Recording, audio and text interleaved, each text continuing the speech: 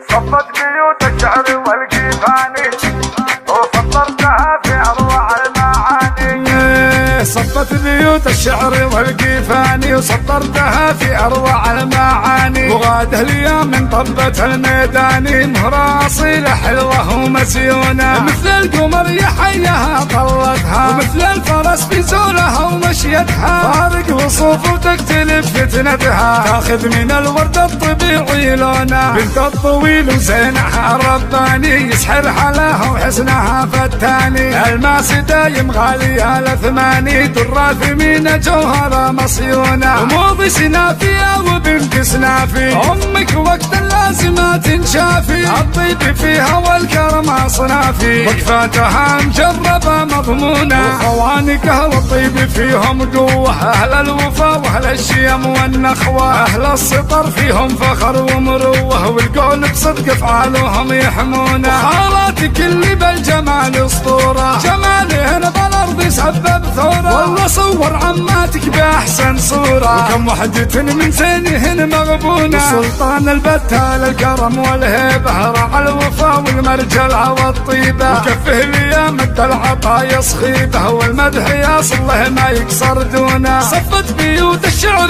والقيفاني وسطرتها في اروع المعاني. وغاده اليوم من طبة الميداني مهرها اصيلة حلوة ومزيونة. صفت بيوت الشعر والقيفاني وسطرتها في اروع المعاني. وغاده اليوم من طبة الميداني مهرها اصيلة حلوة ومزيونة، مثل القمر يحيها طلتها ومثل الفرس في زولها ومشيتها. فارق وصوف وتختلف فتنتها، تاخذ من الورد الطبيعي لونها. بنت الطويل وزينها رباني، يسحر حلاها وحسنها فتاني. الماس دايم غالية لثماني، درة ثمينة جوهرة مصيونة. وموضي سنافية وبنت سنافي، أمك وقت اللازمة تنشافي. الطيب فيها والكرم أصنافي، وقفاتها مجربة مضمونة. وخوانقها والطيب فيهم قوة، أهل الوفا وأهل الشيم والنخوة. أهل السطر فيهم فخر ومروة، والقول بصدق أفعالهم يحمونه. خالاتك اللي بالجمال أسطورة، جمالهن بالأرض يسبب ثورة. والله صور عماتك بأحسن صورة، وكم وحدة من زينهن مغبونة. سلطان البتال الكرم والهيبة، رعى الوفا والمرجلة والطيبة. وكفه لي مد العطايا صخيبة، والمدح يصل له ما يكسر دونه. صفت بيوت الشعر والقيفاني وسطرتها في اروع المعاني. وغاده اليوم من طبة الميداني مهرها اصيلة حلوة ومزيونة.